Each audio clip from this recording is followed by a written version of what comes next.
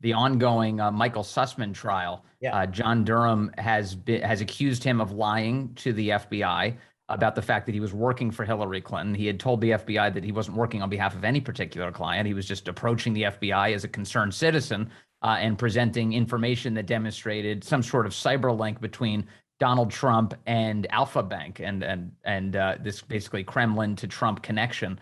And what we discovered from this week's trial is that FBI analysts within under a day had concluded that there was no basis for this. They, in fact, thought that the people who had presented the information must have been mentally ill. That was their assessment. And that also that Sussman himself, we are told, of course, in the charging documents, had billed the Hillary Clinton campaign for the time that he spent telling the FBI about this supposed connection. What are you finding interesting out of these proceedings? I'm glad that John Durham's doing this investigation. And look, the Sussman indictment is based on my interrogation of Sussman under oath 4 years ago, when we interviewed 60 some odd witnesses under oath, including the heads of the intelligence and law enforcement agencies. But Sussman was one of them. And I asked him, are you doing this work? And I'm quoting, but you can go get the transcript. It's publicly available now. It's been declassified. Who are you representing? Why are you here? And he basically said, I'm here for the Hillary Clinton campaign.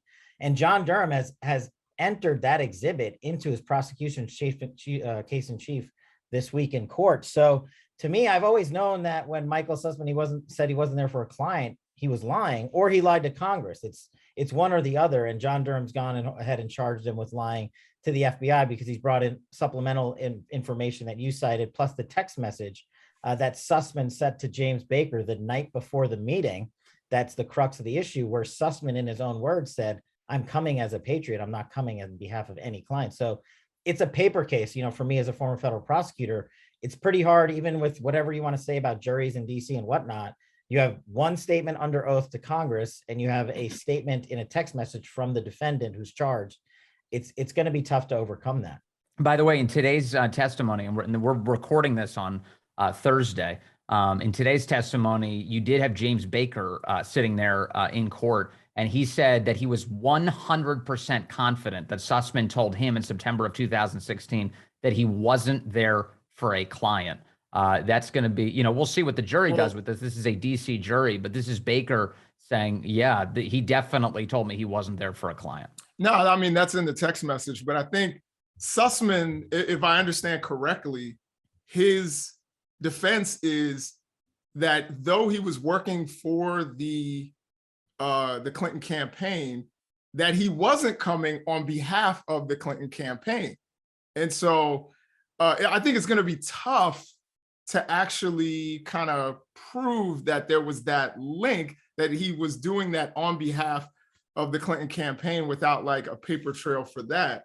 And I also, one thing I will say, and I don't know Democrats, even people that I know who are really hardcore Hillary Clinton people, and of course, a lot of the MAGA people that I don't know anybody who was happy with the FBI during that whole 2016 period. No one liked the FBI.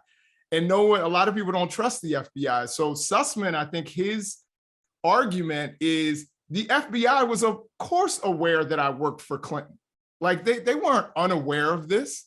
And so I guess I want to ask Kash, like, what do you think about Sussman's defense that the FBI was aware I was working for Clinton? I wasn't coming on behalf of Clinton when I delivered that, data, hard drive or whatever.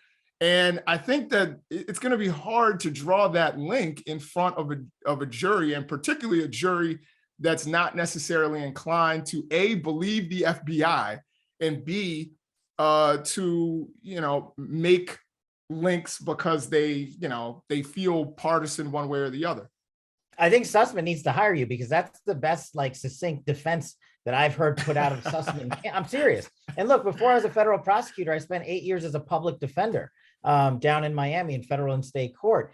And we would always, when we were limited on the facts, what you do is you put the cops on trial, the bureau, the special agents, what have you, and you try to go after their credibility. And you're right, their credibility across the board, the FBI has been, devastated over the last couple of years, Republican, Democrat, middle, left, right, or what have you. So that's in his favor for sure.